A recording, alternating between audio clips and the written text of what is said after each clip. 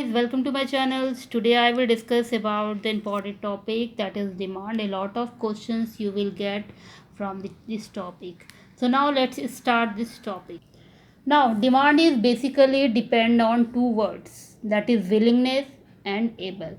If you have the desire but you don't have the money, it means you can't buy any commodity. So now in the simple way, साधारण तरीके से हम कह सकते हैं कि willingness और able, ये जो दो वर्ड है is very important for demand. तो डिमांड क्या है? Demand is the quantity of a commodity that a consumer is willing and able to buy at each possible price during a given period of time. एक example से समझते हैं कि मान लीजिए सपोज दैट आप एक कार बाय करना चाहते हो. यू हैव डिज़ायर, आपके डिज़ायर है, विलिंगनेस है, but you don't have money, you don't have availability for purchasing the car. Car खरीदने के लिए आपके पास अवेबिलिटी नहीं है, पैसे नहीं है, मनी नहीं है, लेकिन डिज़ायर है. तो that will be not demand, वो डिमांड नहीं होगा. डिमांड कब कहा जाएगा? जब किसी भी कंज्यूमर की विलिंगनेस के साथ एबिलिटी भी हो किसी भी चीज़ को खरीदने की, एक पॉसिबल प्राइस होता है टाइम पीरियड पे, तो वो डिमांड होता है. डिमांड दो तरीके का हो सकता है. आप देख सकते हैं स्क्रीन पे कि डिमांड दो तरीके का है. एक है इंडिविजुअल डिमांड और एक है मार्केट डिमांड. इंडिविजुअल डिमांड एक कंज्यूमर होता है और मार्केट डिमांड होता है ऑल कंज्यूमर्स. अब इंडिविजुअल डिमांड और मार्केट डिमांड के डेफिनेशंस जो होंगे, मीनिंग होंगे, बहुत सिंपल होंगे. वो होंगे demand is the quantity of a commodity that a consumer is willing and able to buy at each possible price during a given period of time is known as individual demand. वहीं पे market demand क्या होगा कि demand is the quantity of a commodity that all consumer is willing and able to buy at each possible price during a given period of time. तो कुछ डिटर्मिनेशंस हम लोग जानेंगे इंडिविजुअल डिमांड में क्या होते हैं. तो that is price of the given commodity, price of related goods, income of the consumer, taste and preferences, expectations of change in the price in future. इसी तरीके से मार्केट डिमांड के भी कुछ डिटर्मिनेशंस होते हैं, जैसे size and composition of population, distributions of income, season and weather. तो ये होते हैं डिटर्मिनेशन ऑफ मार्केट डिमांड. अब एक एक करके हर एक पॉइंट को हम एक्सप्लेन करेंगे. यहाँ पे आप देख सकते हैं कि पहला पॉइंट है कि price of the given commodity.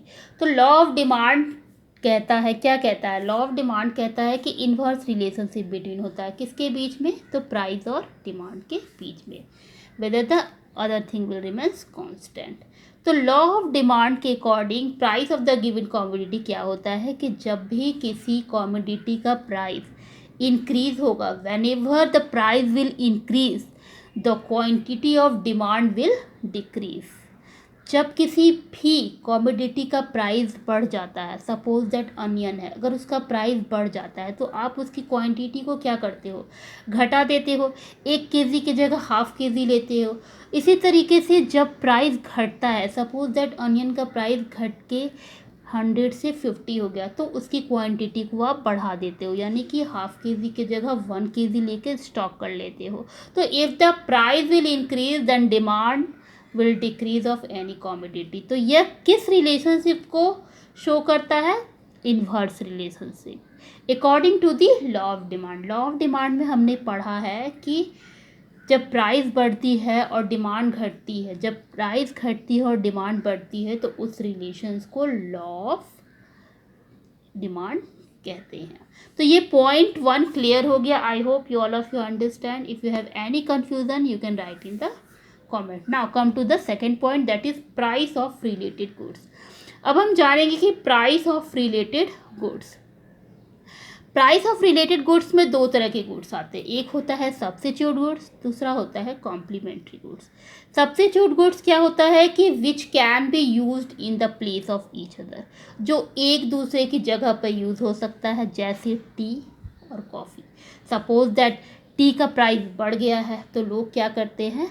Coffee का डिमांड बढ़ा देते हैं। इसी तरीके से अगर टी का प्राइस घट जाता है तो कॉफ़ी का डिमांड भी घट जाता है। कॉम्प्लीमेंट्री गुड्स क्या होता है? विच के not be use without each other, जो एक दूसरे के बिना यूज़ नहीं हो सकते हैं। एग्जाम्पल के रूप में हम जानेंगे पेन, रिफिल, कार, पेट्रोल। अगर पेट्रोल के प्राइजेस क्या होते हैं? बढ़ जाते हैं, तो लोग क्या करते हैं? कार खरीदने कम कर देते हैं, यानी कि कार के डिमांड घट जाते हैं। इसी तरीके से जब प्राइस पेट्रोल के कम होते हैं तो डिमांड कार के बढ़ने लगते हैं। तो ये किस बात को, किस रिलेशनशिप को शो करता है? Inverse relationship. क्योंकि इन्वर्स रिलेशनशिप कहता है कि एक बढ़ता है तो दूसरा घटता है, यानी कि एक के बढ़ने से दूसरा घटता है और दूसरे के घटने से एक बढ़ता है। तो ये हमारा इन्वर्स रिलेशनशिप हो गया। तो it's that is the difference of direct relation and inverse relationship. Direct relationship मतलब एक ही डायरेक्शन में दोनों जाते हैं, और इन्वर्स रिलेशनशिप इट मीन्स कि अपोजिट डायरेक्शन है प्राइस और डिमांड का। अब नेक्स्ट हमारा आ गया income of the consumer. Income, जब इनकम बढ़ती है, यहाँ पे हमने वाई को से डिनोट किया है इनकम को। जब हमारी इनकम बढ़ती है तो इनकम में हमारे दो तरह के गुड्स आ जाते हैं। एक आते हैं नॉर्मल गुड्स और एक आते हैं inferior goods. Inferior goods generally हम लोग चीप गुड्स को कहते हैं। जैसे मान लीजिए मार्केट में कुछ फ्रेश एप्पल है, ठीक है, तो उसके प्राइस 100 रुपीज़ है। कुछ एप्पल जो है 1 वीक ओल्ड है, पुरानी है, तो उसे कुछ प्राइस कम होती है, तो वो चीप थोड़ी हो जाती है, सस्ती हो जाती है, मतलब कि इन्फीरियर हो जाती है। तो जब इनकम बढ़ती है हमारी तो हम क्या करते हैं? नॉर्मल गुड्स को बढ़ा देते हैं। लेकिन वहीं पे जब हमारा इनकम घटता है तो हम नॉर्मल गुड्स को घटा देते हैं। अब ये किस बात को शो करता है? डायरेक्ट रिलेशनशिप, क्योंकि डायरेक्शन दोनों का सेम होता है, अपोजिट नहीं होता है। वहीं पे इन्फीरियर गुड्स में क्या होता है कि जब इनकम बढ़ती है, when income will increase demand will decrease, यानी कि जब आपके पास पैसा ज़्यादा है तो आप इन्फीरियर चीज़ क्यों खरीदोगे? उस वक्त क्या होती है? डिमांड घट जाती है इन्फीरियर चीज़ की। लेकिन जब इनकम कम होती है तो उस टाइम में इन्फीरियर चीज़ की जो है डिमांड बढ़ जाती है, यानी कि फ्रेश एप्पल की जगह लोग थोड़े कम पैसे वाले एप्पल खरीदना प्रेफर करते हैं। Next is taste and preferences. Taste जब बढ़ती है तो डिमांड भी बढ़ती है, टेस्ट घटती है तो डिमांड भी घटती है। ये डायरेक्ट रिलेशनशिप को शो करता है। कैसे? सपोज दैट मान लीजिए मैगी है, मैगी का टेस्ट अगर बढ़ गया है तो उसकी डिमांड भी बढ़ जाएगी, और अगर मैगी का टेस्ट घट गया है तो डिमांड भी घट जाएगी। नेक्स्ट हमारा और लास्ट है expectations of change in price in future. अब मान लेते हैं कि फ्यूचर में किसी भी इलेक्ट्रॉनिक सामान का, गुड्स का, कमोडिटी का प्राइस क्या है? वो बढ़ने वाला है, ठीक है। तो डिमांड क्या होगा? करंट टाइम में इंक्रीज होगा। कि अगर मान लो मेरे पास जो मार्कर है उसका फ्यूचर में प्राइस बढ़ना है और मुझे ये डेली यूज़ करना है, तो मैं क्या करूँगी? 10 या 12 खरीद कर रख लूँगी। अब अगर प्राइस फ्यूचर में घटने वाला है तो फ्यूचर में अगर प्राइस घटने वाला है तो डिमांड भी क्या हो जाता है? कम हो जाता है, क्योंकि लोग वेट करते हैं कि फ्यूचर में जब इसका प्राइस कम होगा तो हम इसे खरीदेंगे। तो I hope you all of you understand the determination and demand. If you have any problem, you can write in the comment. And if you like the video, share with your friends. Thanks and thanks for watching.